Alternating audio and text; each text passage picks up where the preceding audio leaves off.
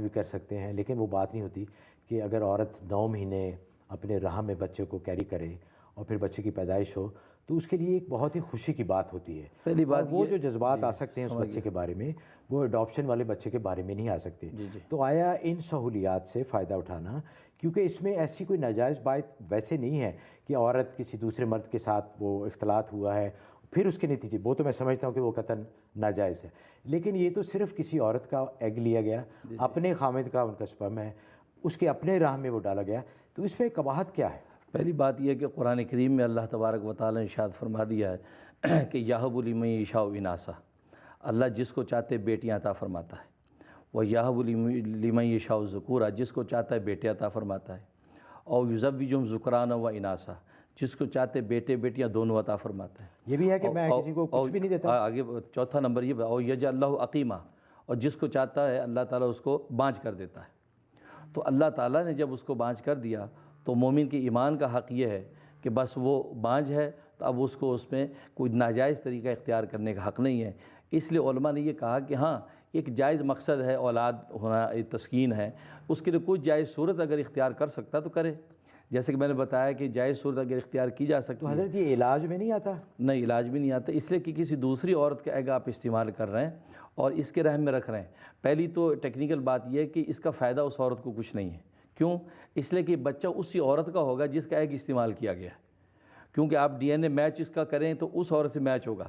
جیسے کہ ایک مروجہ صورت یہ ہے کہ جو ماڈلز ہوتی ہیں وہ اپنے پیٹ میں بچہ نہیں بناتی ہے اپنا، وہ اپنا ایگ اور اپنے شوہر کا سپرم وہ ٹیوب میں فرٹیلائز کر کے کسی رضاکار عورت جو ہائر کرتی ہیں اس کے رحم کے اندر بچہ بناتے ہیں. حضرت وہ تو ٹھیک اب ہے، میں بتاتا ہوں، اب وہ بچہ جو ہے وہ اس رضاکار عورت کا وہ تو کرائے نہیں کی ماں کہلاتا. ہوگی نا، میں یہ بتا رہا تو خود اپنی، میں یہ بتا رہا ہوں. تو اب یہ بچہ جو ہے انہی کا کہلاتا ہے جن کا ایگ اور سپرم یوز ہوا.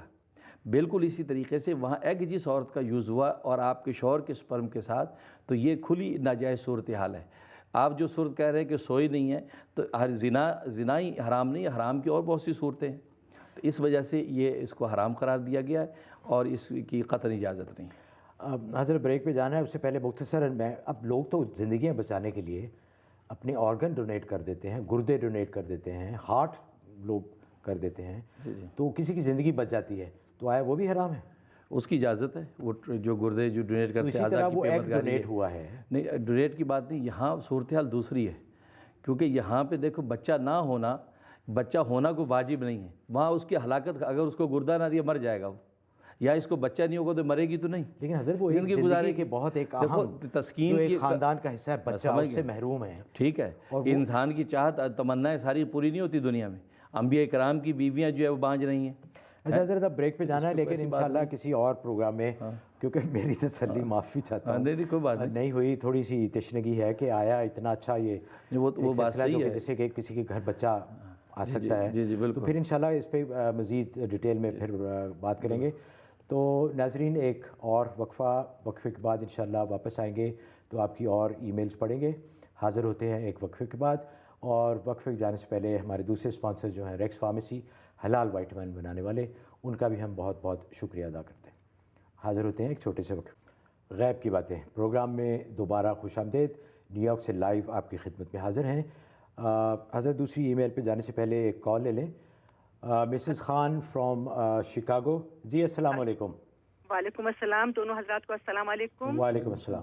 جی مولانا صاحب، میرا سوال یہ ہے کہ میری بچی ہے 25 سال کی، اس کے کڈنی فیل ہو گئے ہیں، اور اس کے لیے میں آپ سے دعا گو ہوں کہ آپ پلیز دعا کریے کہ اس کو زندہ صحت مند انسان کی کڈنی مل جائے تاکہ ٹرانسپلانٹ ہو جائے اور باقی زندگی اس کی اچھی گزرے. اور آپ خاص وظیفہ مجھے اس کے لیے بتا دیجیے پلیز. آمین. جی حضرت، اس سے پہلے کہ آپ اس کا جواب دیں، اور بھی ای میلز ہیں، میں اس موقع سے فائدہ اٹھانا چاہتا ہوں. انہوں نے بھی اسی وہ انتظار کر رہے ہیں کڈنی ڈونرز کے لیے. جی، تو اگر کوئی ایسا وظیفہ ہے جو سب کے لیے جی جس سے وہ استفادہ اس کے لیے سورۃ بنی اسرائیل کی آیت نمبر 80، قل ربی ادخلنی مدخل صدق واخرجنی مخرج صدق واجعل لی من لدنک سلطانا نصیرا، یہ آیت 80 مرتبہ عشاء کے بعد پڑھنی ہے، اول آخر 11 دفعہ درود شریف. تو انشاءاللہ 80 دن آپ پڑھیں، اللہ تبارک و تعالی خزانہ غیب سے کفایت فرمائیں گے. اچھا جی، جزاک اللہ. حضرت ایک اور ای میل ہے عامر چودھری صاحب کی. وہ فرماتے ہیں کہ مسلمان کے لیے چرچ کی مرمت وغیرہ کا کام ایز اے کانٹریکٹر کہ وہاں وہ پینٹ شینٹ یا اس کی چھت کے لیے کچھ کام کرتے ہیں، تو آیا جائز ہے چرچ میں ایک مسلمان کا کام کرنا؟ جی ہاں، فقہ اسلام نے اس کی اجازت دی ہے، چنانچہ در مختار میں اور رد المختار میں اور حکیم الامت تھانوی رحمۃ اللہ علیہ نے امداد الفتاوی میں تو اجازت تعمیر کنیست ہند کی جی کے حوالے سے اجازت دی ہے، تو چرچ کی تعمیراتی کام کر سکتا ہے۔ اچھا ایک اور ایمیل ہے، انجم صاحب ہیں یہ صاحبہ، کہ وہ فرما رہے ہیں کہ گھر میں ان کی روشنیاں بہت پھوٹتی ہیں، اور لکھا ہے کہ درود شریف بہت پڑھا جاتا ہے گھر میں، تو اس کے بارے میں آپ کا کیا خیال ہے اور اس کی کیا وجہ ہے؟ بس ظاہر ہے درود شریف پڑھا جاتا ہے، صلاۃ والسلام کا نور ہے، اس لیے کہ درود شریف کی تو وہ عبادت ہے کہ یہ رد نہیں ہوتی۔ ہر عبادت رد ہو سکتی ہے، آپ کی قرآن کی تلاوت رد ہو سکتی ہے، نوافل رد ہو سکتے ہیں، لیکن صلاۃ والسلام کی ایسی عبادت ہے کہ یہ رد نہیں ہوتی، کیونکہ خود قرآن کریم میں اللہ فرما رہے ہیں ان اللہ و ملائکتہ یصلون علی النبی، کیونکہ یہ عبادت اللہ خود بھی کرتے ہیں، ملائکہ کرتے ہیں۔ تو یا ایھا الذین آمنوا صلوا علیہ وسلموا تسلیما، اے ایمان والو تم بھی صلاۃ والسلام پڑھو۔ تو اللہ تعالیٰ جس کا خود حکم دیں اور خود بھی وہ عبادت کریں تو وہ رد نہیں ہوتی، یہ صلاۃ والسلام کا نور ہے جو اللہ ان پہ کبھی ظاہر کر دیتے ہیں۔ تو ناظرین آپ سے خاص درخواست ہے کہ درود شریف کا خاص اہتمام کریں، اس کی بہت ہی زیادہ برکات ہیں، اٹھتے بیٹھتے جب بھی وقت ملے تو حضور صلی اللہ علیہ وسلم پہ درود بھیجیں، جیسے کہ حضرت نے فرمایا کہ اللہ نے خود حضور صلی اللہ علیہ وسلم، تو اس سے زیادہ اور کیا بات ہو سکتی ہے۔ حضرت ایک اور ای میل ہے، انہوں نے کہا کہ ان کا نام نہ لیں، ان کے خامد اور بچے بہت بیمار رہتے ہیں، اور ان کے 2 بچے ہیں جن کی ایک کی 28 سال عمر ہے، ایک کی 30 سال عمر ہے، شادی نہیں ہوتی، رشتے آتے ہیں لیکن کوئی نہ کوئی رکاوٹ حائل ہو جاتی ہے، نمازی ہیں، تلاوت کرتی ہیں، اور یہ کہہ رہی ہیں کہ اس کا کچھ حل بتائیں کہ وہ بغیر کسی وجہ کے اپیرنٹلی کسی ظاہری وجہ کے وہ رشتے جو ہے نا ان کے وہ کینسل ہو جاتے ہیں۔ جی انہیں چاہیے کہ یا لطیفو، اللہ کا یہ نام ہے یا لطیفو، عشاء کے بعد 1111 دفعہ پڑھیں اور اول آخر 11 دفعہ درود شریف، تو یہ پڑھ کے دعا کریں، 90 دن یہ عمل کریں، انشاءاللہ خزانہ غیب سے مدد ہوگی۔ اچھا سر، اور بھی بہت ساری ای میلز ہیں اسی بارے میں کہ لوگوں کے بچوں کی شادیوں کا پرابلم ہے، تو ان کے لیے بھی آپ یہی فرمائیں گے کہ یہی یا لطیف ہو؟ جی یا لطیف پڑھ سکتے ہیں جی۔ اچھا ماشاء اللہ۔ سلمان صاحب ہیں جی بفلو سے کال ٹیلی فون پہ۔ جی سلمان صاحب السلام علیکم۔ ہیلو جی السلام علیکم، میں آپ کو سلام کرتا ہوں حضرت صاحب کو۔ جی میرا مسئلہ ہے کہ میرے 2 بھائی ہیں پاکستان سے، ان کا امیگریشن کا ہو رہا ہے، تو ان کا پچھلے 4-5 سے والا ہمیشہ کچھ نہ کوئی پرابلم آ جاتا ہے اس میں، اور میرا دوسرا یہ سوال ہے کہ گھر کے فائنینشیل حالات اتنے اچھے نہیں ہیں اور بہن کی شادی آ رہی ہے آگے، تو آپ اس کے لیے اگر مجھ پڑھنے کے لیے بتا دیں۔ اور میرا تیسرا سوال ایک یہ ہے، بڑا ہٹ کے سوال ہے کہ آپ نے آج کل کچھ شو چل رہے ہیں ہانٹڈ شو، جیسے بھوت کہیں ہیں گھر میں اور اس کے گھر جا کے چیک کرتے ہیں، کیا یہ اسلام میں جائز ہے؟ کیا ایسی چیزوں کو ہم تنگ کریں؟ بس میرے یہ 3 سوال ہیں، تھینک یو۔